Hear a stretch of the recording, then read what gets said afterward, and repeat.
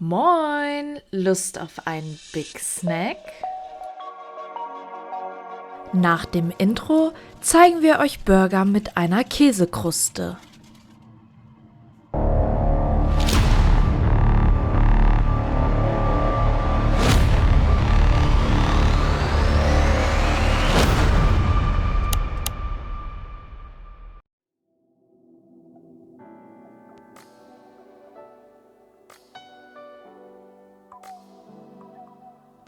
Für die Käsekruste legen wir jeweils 20 Gramm geriebenen Gouda auf ein Backblech.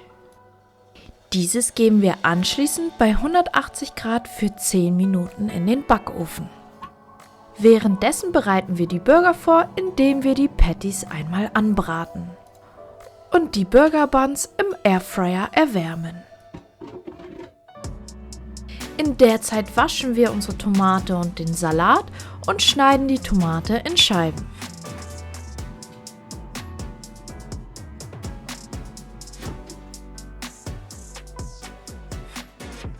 Nicht vergessen, die Cheddar-Scheiben auf die Patties zu legen.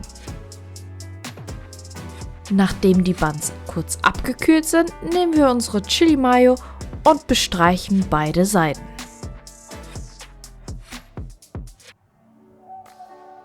Und dann beginnen wir auch schon mit dem Belegen.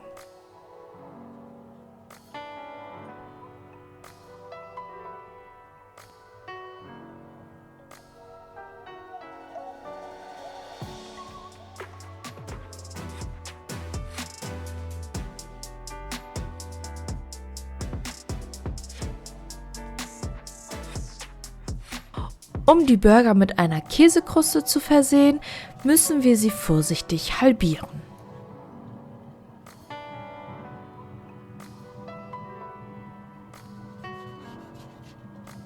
Schließlich schnappen wir uns unser Käseblech und dann muss es wirklich schnell gehen, denn der Käse darf nicht hart werden. Die Burger legen wir dann direkt auf unsere Käsetaler.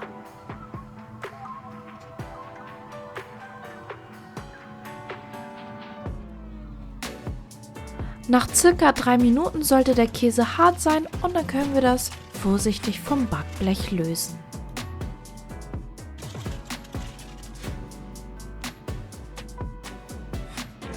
Ergänzend zum Burger servieren wir noch Kartoffelecken.